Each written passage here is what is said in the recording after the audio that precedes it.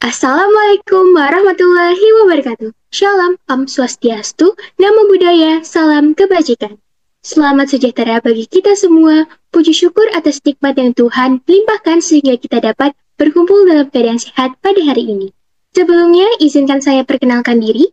Nama saya Rani Anggita Prastiwi dengan NIM 245455561KT 10916 akan bertugas sebagai moderator dalam diskusi mengenai ragam gangguan abiotik.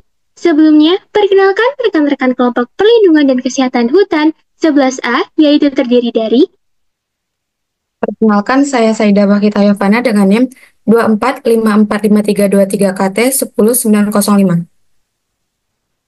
Perkenalkan, nama saya Serafin Berlin Mawinda dengan NIM 2453901 KT 10731. Perkenalkan, nama saya Salma Anindya Siswanto dengan NIM 245344055 KT 10621. Perkenalkan, nama saya Saka Yudanda Tavianto dengan NIM 245436061 KT 10826. Perkenalkan, nama saya Puspitarini Anggamya Putri dengan NIM 2453861 KT 10726. Perkenalkan, saya Nilu Alisidisna Maharani dengan NIM 245444020 KT 10866. Perkenalkan, nama saya Nafisa Ramadhani dengan NIM 2453782 KT 10696. Perkenalkan, nama saya Hadian Alfa Baswara dengan NIM 245384427 KT 10718.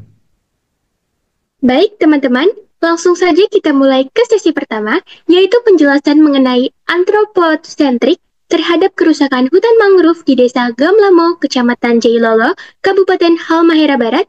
Dan saya persilakan untuk Saidah membacakan materi yang pertama, yaitu mengenai pengertian hutan mangrove.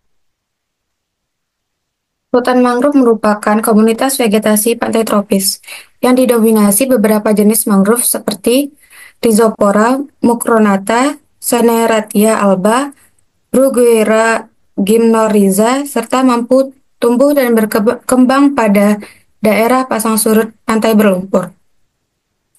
Provinsi Maluku Utara memiliki lahan mangrove dan sempadan pantai buffer 100 meter dengan luas 55.322,61 hektar area. Di Desa Gamlamo memiliki luasan hutan mangrove seluas 13,67 hektar area dari sebelumnya 40 hektar area. Faktor penyebab penyusutan tersebut berasal dari faktor alami maupun faktor manusia.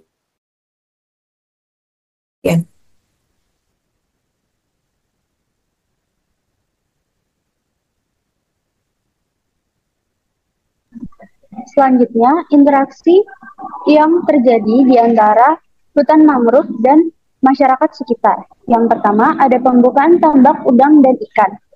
Nah, seluas 4,15 hektar area ini disebabkan oleh kebutuhan masyarakat akan pengembangan tambak ikan dan udang sebagai mata pencaharian sehari-hari oleh masyarakat. Dengan adanya penambahan lahan tambak, maka akan menyebabkan peningkatan hasil tambak, sehingga meningkat juga tingkat pendapatan daerah.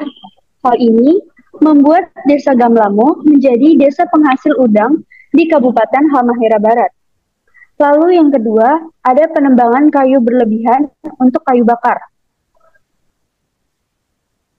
Nah, lahan mangrove ini dibakar untuk dijadikan kayu bakar. Lahan mangrove seluas 2,6 hektar ini diperuntukkan masyarakat untuk pengambilan kayu bakar dalam pemenuhan kebutuhan rumah tangga, khususnya untuk sektor memasak.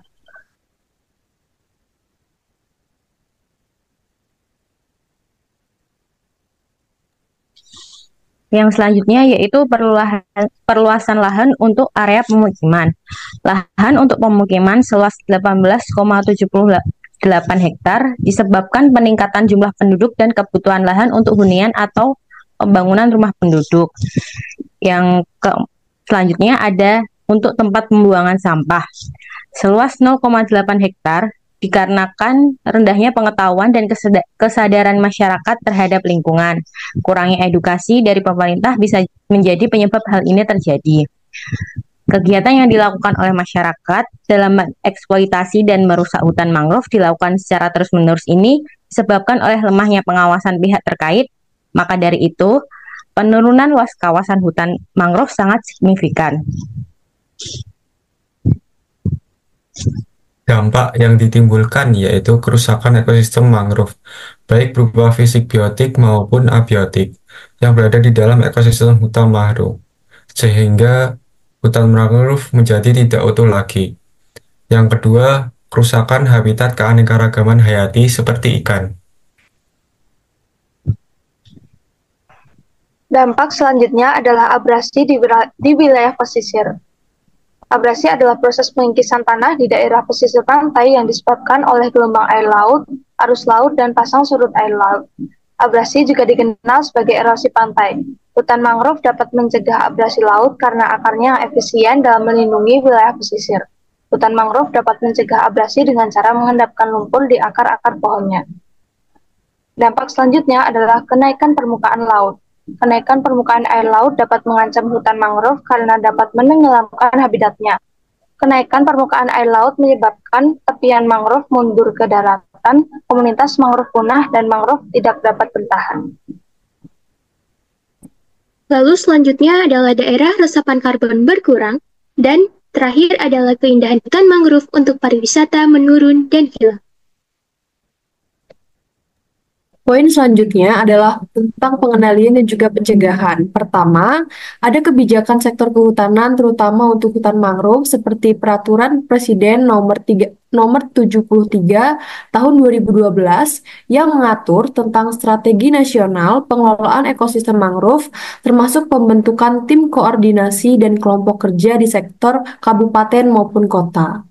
Lalu selanjutnya, ada tenaga profesional di lapangan seperti Badan Restorasi Gambut dan Mangrove atau yang disebut juga dengan BRGM yang langsung berada di bawah Kementerian Lingkungan Hidup dan juga Kehutanan.